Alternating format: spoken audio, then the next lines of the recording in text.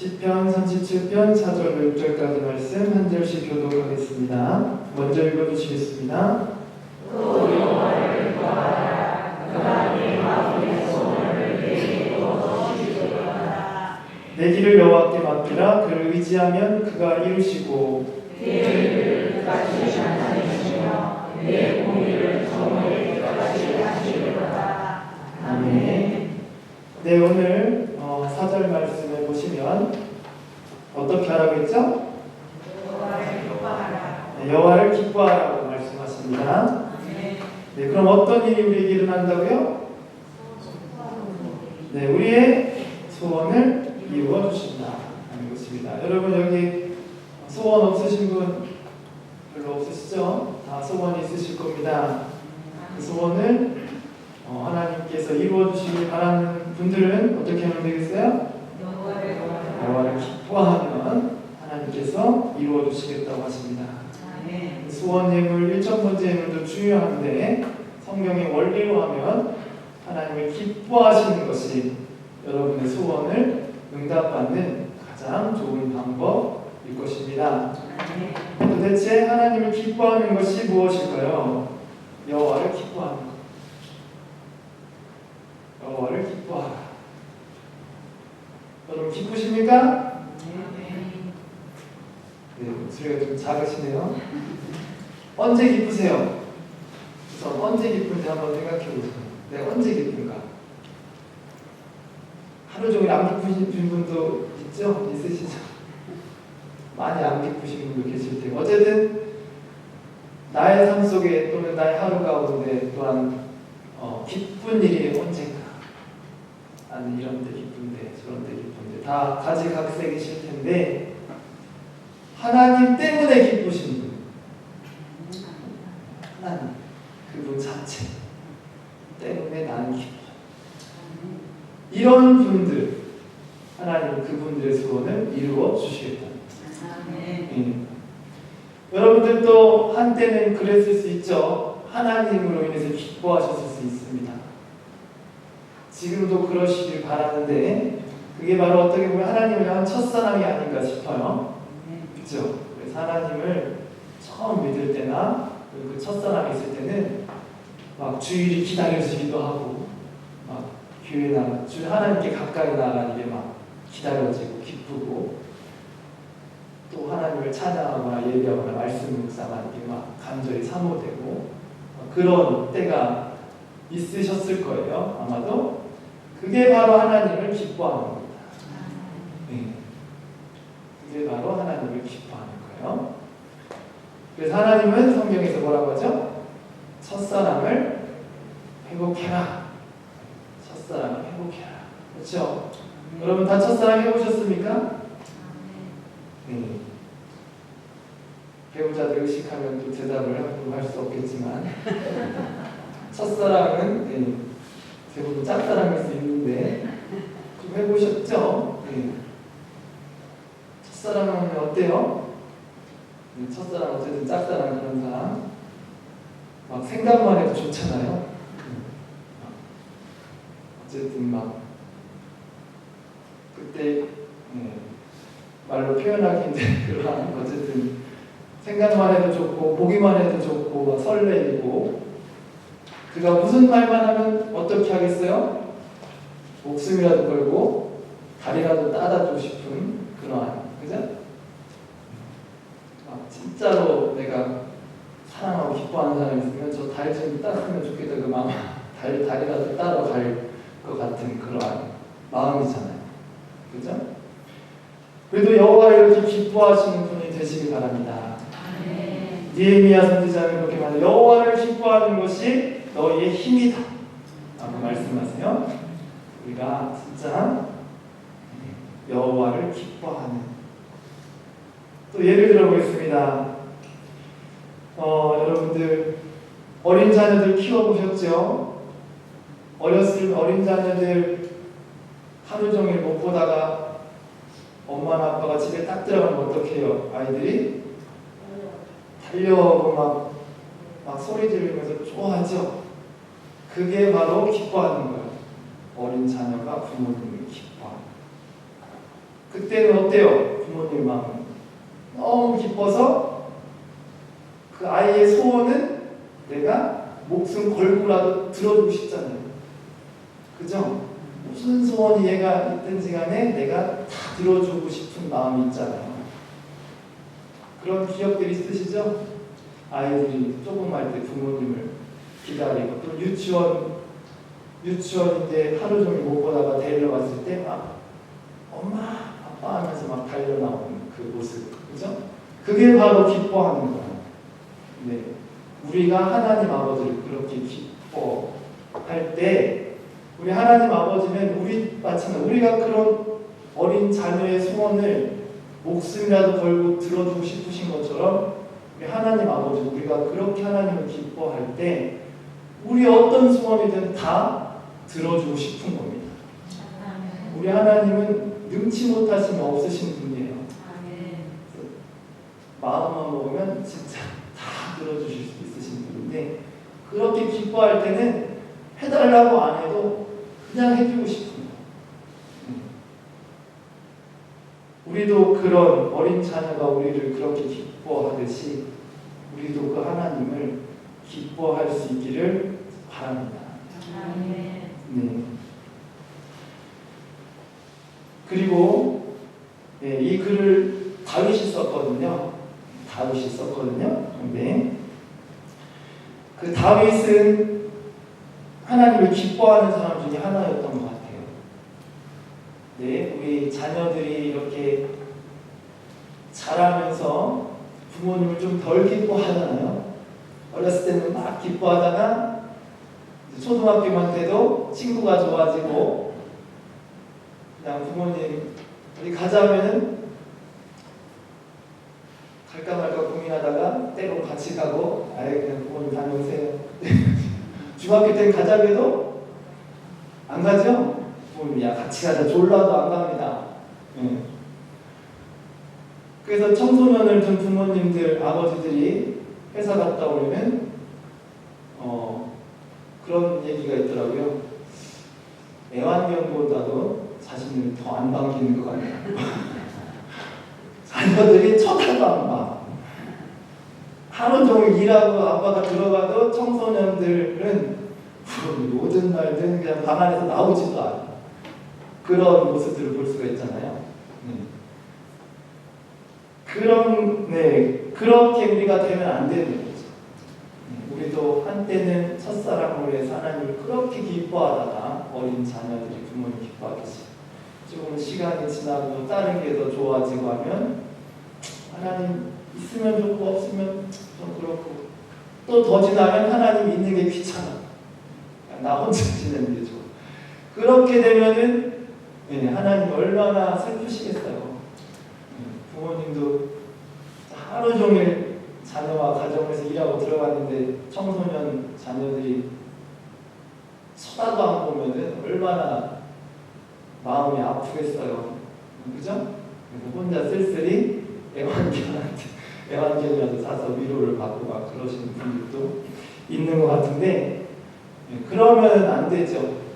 그런데 다윗은 좀 특별한 것 같습니다. 다윗은 어려울 때만 하나님을 찾은 게 아니고 이미 왕이 되었어요. 연합 북과 남이 이제 하나가 사울 왕이 이제 죽고 하나가 되고 나라도 안정까지 됐어요. 그러니까 다윗 왕은 없는 게 없는 거예요. 뭐 부귀 영화부터 해가지고 뭐 자기가 원하는 건 다 할 수 있어요. 그런데 한 가지 가장 소원이 있다면 그게 바로 여호와의 법궤를 자신이 있는 처소 근처로 모시는 거예요. 그게 마음에 있는 가장 큰 아픔이었고 무거운 짐이었고 그것을 원해서 어쨌든 나라가 안정되자마자 가장 먼저 서둘렀던 게 여호와의 법궤, 그것은 여호와의 임재를 여호와가 거기 계시다는 것을 상징하는 것이고 실제 계셨고 그것을 법궤를 이렇게 자기 처소 근처 가장 좋은 곳에 모시는 건데 첫 번째 하다가는 좀 실패를 했지만 두 번째는 이제 성공했죠. 그럴 때 너무 기뻐서 다윗이 한 행동이 뭐였죠? 춤을 추면서 막 백성들이 보는 앞에서 막 팬티가 내려갈 정도로 바지가 벗겨질 정도로 막 너무 기쁘니까, 너무 하나님이 내 곁에 오신 게 너무 기쁘니까 막 춤을 추면서, 어린아이가 부모님 하루 몇 시간 못 봤을 때 막 달려오면서 막 안아주는 것처럼 그런 모습으로 하나님을 기뻐하는 그 다윗. 그때 이 모든 걸 다 가졌음에도 불구하고 그게 바로 하나님을 기뻐하는. 그래서 우리들도 정말 환경에 상관없이 하나님의 소원이 이루어지고 신앙생활을 몇 년 했든 하지 않았든 직분이 뭐 낮든 뭐 직분에 상관없이 다윗이 한 것처럼 정말 하나님을 기뻐, 하나님과 함께 있는 것, 그게 너무 기쁜 것이 되기를 소망합니다. 그렇게만 되시면 여러분의 소원은 하나님께서 구하지 않으셔도 이루어주십니다. 구하지 않으셔도 이루어주세요. 청소년들, 자녀를 둔 분들 왜 자녀의 소원을 들어주세요? 예뻐서? 쫄르니까 들어주는 거예요.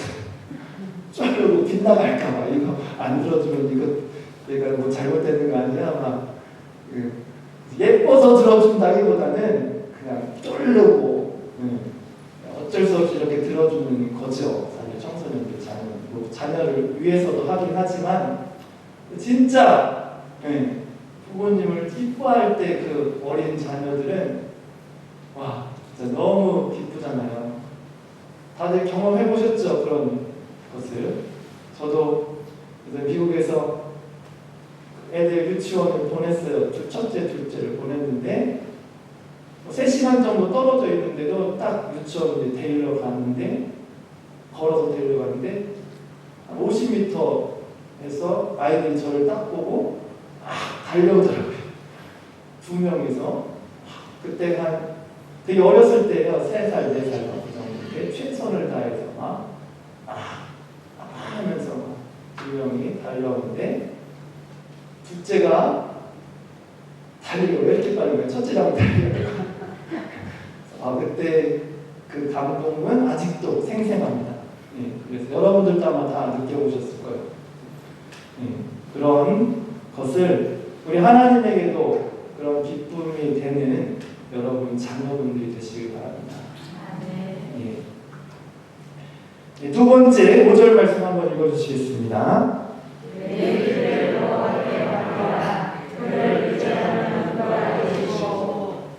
네.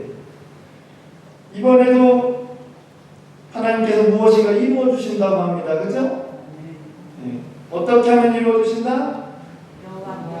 네 길을, 너의 계획을, 너의 미래를, 너의 앞길을 여호와께 맡기라. 그를 의지하면 그가 이루어 주신답니다. 소원일 수도 있고 여러분의 미래일 수도 있고 여러분의 앞길일 수도 있는데 그것을 여호와께 맡기시면 또 하나님께서 이루어 주신답니다. 소원을 성취하는 방법은 여러 가지가 있어요. 오늘 좀 전에 한 것처럼 하나님을 기뻐할 때 구하지 않아도 이루어 주십니다. 또 청소년 자녀처럼 쫄르면 어쩔 수 없이 또 들어주십니다. 쫄르면 들어주세요. 부모님들이. 그리고 오늘 5절 말씀에서 어떻게 하면 여호와께 맡기면 하나님께서 이루어 주신답니다. 여러분의 앞길, 미래, 그럼 걱정, 근심 누구에게 맡기라고요? 여호와께 맡기는 거예요. 여러분이 감당하는 게 아니라 누구에게? 여호와께 맡기시는 겁니다. 위임하는 거예요. 저는 할 수 없습니다. 주님께서 해주세요. 이렇게 하는 거죠. 그럼 여호와께 맡기고 그를 의지하는 것이 구체적으로 무엇일까요? 구체적으로는 무엇일까요? 기도하는 것일 것 같아요. 그렇죠? 하나님, 제가 이러이러한 앞길에 이러한 일들이 있고 미래가 이렇게 되어가고 있는데 하나님, 저의 앞길을 여호와께 맡깁니다. 하나님 책임져 주시고 도와주시고 인도해 주시옵소서. 이렇게 기도하는 게 바로 여호와께 맡기는 기본적인 방법이 아닐까 싶습니다. 그죠? 그러면 하나님께서 이루어 주시겠답니다. 그리고 또 한 가지 구체적인 방법, 여호와께 맡기고 그를 의지하는 구체적인 방법은 바로 무엇일까요? 바로 그것은 하나님의 방법대로 하는 겁니다. 하나님의 뜻대로 하는 겁니다. 사업을 하든 결혼을 하든 나의 미래를 계획하든 누구의 방법대로 누구의 뜻대로 하나님의 뜻대로. 그게 진짜 맡기고 의지하는 거예요.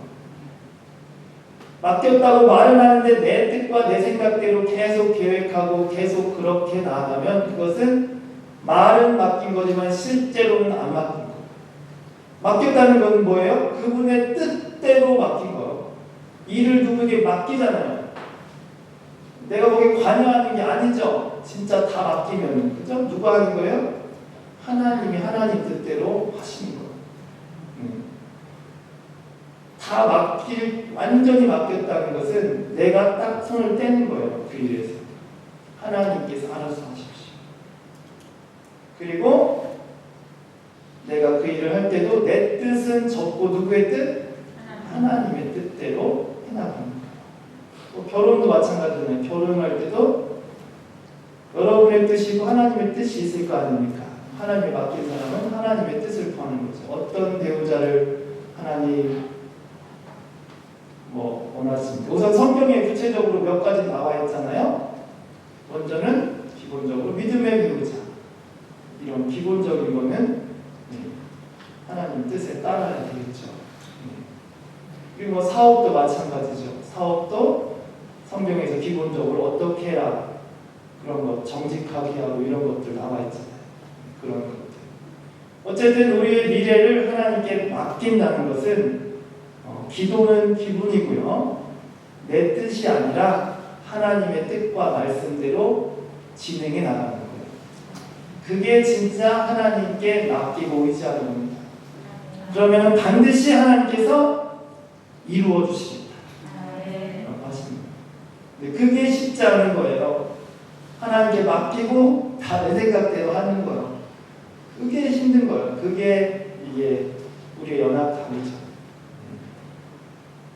그래서 여러분들이나 저나 여러분의 일들, 일에 하나님께 맡기셨으면 하나님께 기도하시고 그분의 뜻대로 계획해서 나아가시기 바랍니다. 네. 그러면 6절처럼 해주시겠다고 하는데요. 6절 말씀 한번 읽어주시겠습니다. 내 일을 가지시는 하나님이시며 내 공의를 정오에 빛같이 하시리로다. 아멘. 네, 그렇게 하는 사람들은 하나님께서 그들의 의를, 그들이 옳은 것을, 그들이 맞다는 것을 빛같이 나타내십니다. 세상 사람들이 다 저렇게 하니까 되네 이런 것을 다 알게끔 하나님께서 해주십니다. 그의 공의를 정오의 빛같이 가장 밝은 태양빛같이 하나님께서 빛나게 해주십니다. 그가 옳다는 것, 그가 맞다는 것을 하나님께서 빛나게 해주시겠다는 것이죠. 네. 그래서 우리가 오늘 두 가지 말씀을 잘 기억했으면 좋겠어요. 네. 첫 번째는 어린아이가 부모님을 정말 기뻐하는 거죠. 3시간만 떨어져 있어도 막 마음속으로 내타는 거예요. 부모님 보고 싶어가지고. 하루 종일 떨어져 있으면 부모님 보자마자 막 소리치면서 달려오는 그러한 마음이 여러분들 가운데도 있어야 돼요. 누구를 향한 마음? 하나님 아버지를. 그런 기뻐하는 마음을 가지시면 하나님께 너무 기뻐서 여러분을 위해서 목숨이라도 버리실 수 있습니다. 여러분의 소원을 이루어주시기 위해서 이루어줄 수 있다면 무엇이든 하실 수 있는 그러한 마음을 하나님께서 가지신다는 겁니다. 두 번째로는 우리의 앞길 미래를 누구에게 완전히 맡기라고요? 하나님께 완전히 맡기고 여러분 손 딱 떼시고 여러분의 생각 다 내려놓으시고 거기에 참견을 하지 않는 거예요. 맡겼으면 그게 완전히 맡기고 완전히 의지하는 거예요. 그래서 기도는 기본입니다. 하나님 도와주세요. 하나님께 맡길 수 있게 해주세요. 하나님께서 이루어주세요. 그러면서 나의 생각 계획은 다 내려놓고 누구의 뜻대로? 하나님의 뜻대로. 구체적인 하나님의 말씀과 기도를 통해서 받은 그러한 응답들 있죠. 그러한 뭐 결정의 문제라든가 그런 것에 있어서 난 이렇게 했으면 좋겠는데 자꾸 하나님께서 이쪽으로 나아가라고 마음을 주시네. 그러면 그렇게 나아가요. 그러면 하나님께서 이루어 주시다. 그냥 적당히 이루어 주시는 게 아니라 여러분이 맞다는 것을 정오에 한 12시에 그 태양 가장 밝은 빛같이 찬란하게 빛나게 해주십니다. 네. 이렇게 해주시면 여러분들은 그러니까 하나님께만 완전히 맡기는 사람은 안 될 수가 없는 겁니다. 우리가 하나님께 온전히 맡기지 못하기 때문에 안 되는 거지, 하나님께 100% 맡기고 그렇게 하나님의 내 마음과 생각을 딱 내려놓고 그렇게 하면 안 될 수가 없어요. 하나님이 정오의 빛같이 여러분의 오름을, 여러분의 맞다는 것을 빛나게 해주시겠다고 하십니다. 그래서 이 두 가지 여호와를 기뻐하시기 바랍니다. 네. 그것을 기도하시기 바랍니다. 네. 하나님을 향한 첫사랑 중요하죠. 회복해야 됩니다. 회복하면 하나님 너무 기쁘고 하나님만 생각해도 기쁘고 미소가 나오고 그렇게 되겠죠? 네, 그러한 예전에 여러분 그러한 마음이 회복될 수 있도록 저도 마찬가지죠. 그렇게 기도할 수 있길 바라고 또 5절 말씀처럼 하나님께 완전히 맡길 수 있길 소망합니다. 그래서 하나님께 맡기고 나의 생각과 계획 내려놓고 하나님 뜻대로 해주세요. 그렇게 하시면 되겠습니다. 네.